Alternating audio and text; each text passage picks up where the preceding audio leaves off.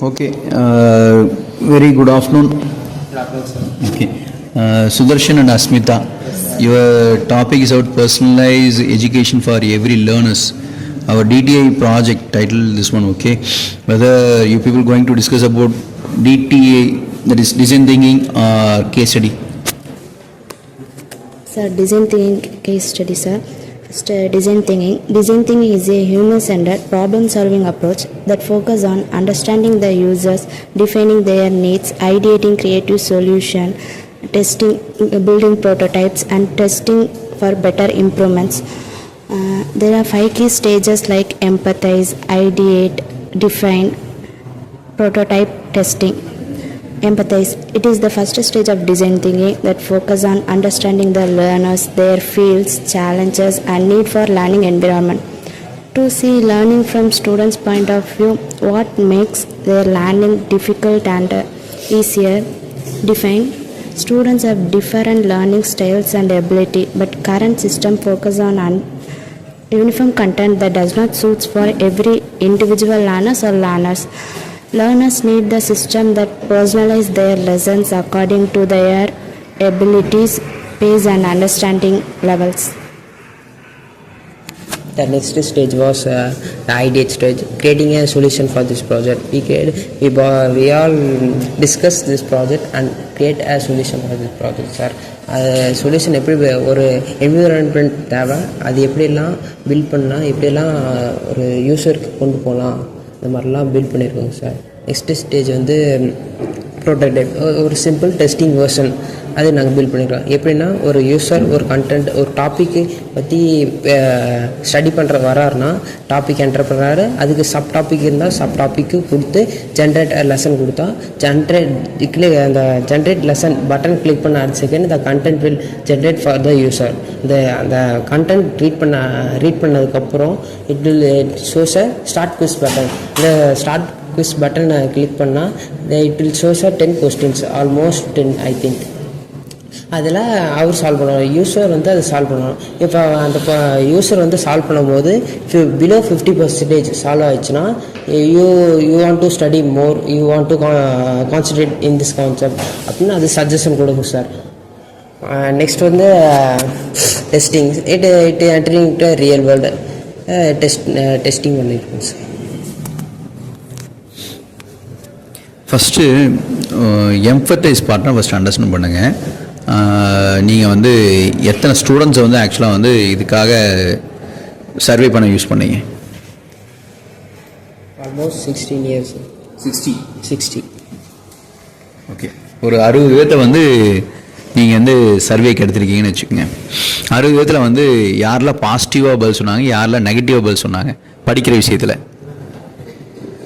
Comments பாசிட்டிவாக வரல, but இருந்தாலும் எப்படி சொல்லுவாங்க, அதாவது பார்த்தீங்கன்னா படிக்கிற எல்லாத்துக்கும் வந்து படிக்கிற இன்ட்ரெஸ்ட் இருக்காது. ஒரு ஃபோர்ஸ் தான் நம்ம படிக்கிறோம். இன்கேஸ் அந்த சப்ஜெக்டோட ஓரியன்டேஷன் வந்து நம்மளுக்கு வந்து பிடிச்சிருந்தா மட்டும்தான் அந்த சப்ஜெக்டை நம்ம ப்ரிப்பேர் பண்ணுவோம், படிப்போம். கரெக்டாக நம்மளுக்கு அது இன்ட்ரெஸ்ட் கொடுத்தா மட்டும்தான் அது படிக்க தோணும்.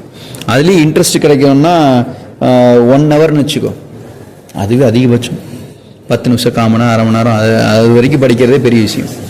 பட் இன்கேஸ் நீ வந்து அதோட லைஃப்னு வச்சுக்கோ, அப்புறம் என்ன பண்ணுவேன், அதை யூட்டிலைஸ் பண்ணுறது வேறு மாதிரி இருக்கும்.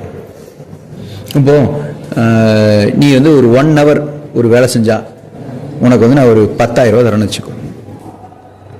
எக்ஸாம்பிளாக வச்சுக்கோ, ஒரு 1 hour வேலை செஞ்சால் ஒரு 10,000 ரூபா தரேன். அதே வந்து 1 நிமிஷம் வேலை செஞ்சின்னா 1 ரூபா தான் தருவேன். 2 நிமிஷம் வேலை செஞ்சின்னா 10 ரூபா தரான்னு வச்சுக்கோ. 3 நிமிஷம் வேலை செஞ்சால் இப்படியே இன்க்ரீஸ் பண்ணிட்டே வரேன். ஒரு மணி நேரத்துக்கு வந்து நான் சொல்கிற ரேட் எவ்வளோ சொல்கிறேன், 10,000 சொல்கிறேன். நீ வந்து என்ன நினைப்ப, ஒரே நிமிஷம் மட்டும் வேலை செய்வியா, இல்லை அந்த 1 மணி நேரம் வேலை செய்வியா? சரியா? இதே வந்து 2 மணி நேரத்துக்கு நான் என்ன சொல்கிறேன், 10,000ங்கிறது இன்னொரு 10,000 ரூபா தராங்கிறேன். 8 மணி நேரம் வேலை செய்ய சொல்கிறேன். 8 மணி நேரத்துக்கு நான் 1 crore தராங்கிறேன். சரியா? 1 crore தராங்கிறேன். என்ன மாதிரி வேலை நீ யோசிச்சிருப்பியா ஏதாச்சும்?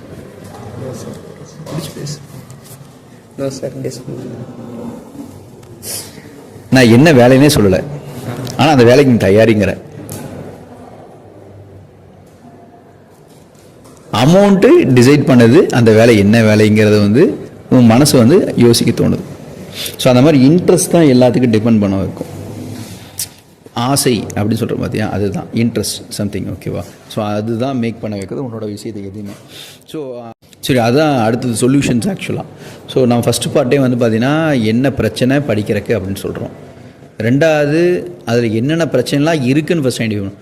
காலைல 4 மணிக்கு எந்த பிரச்சனையா, 8 மணிக்கு எந்திரிக்கிறது பிரச்சனையா, இல்லை படிக்கிறதான் பிரச்சனையா, இந்த மாதிரி ஒவ்வொரு கேட்டகரிக்கும் ஒவ்வொன்று பிரியும். அதில் வந்து இப்போ தமிழ் தான் அவனுக்கு வந்து ஆசையான ஒரு ரொம்ப பிடிச்சமான விஷயம் வச்சுக்கோ. ஸோ தமிழ் மட்டும் படிச்சுட்டு போகலாம். புரியுதா? இப்போ அவனுக்கு எந்த சப்ஜெக்ட் ப்ரிஃபரன்ஸ்னு சொல்கிறோம் பார்த்தியா, அதை நம்ம சூஸ் பண்ண வைக்கலாம்.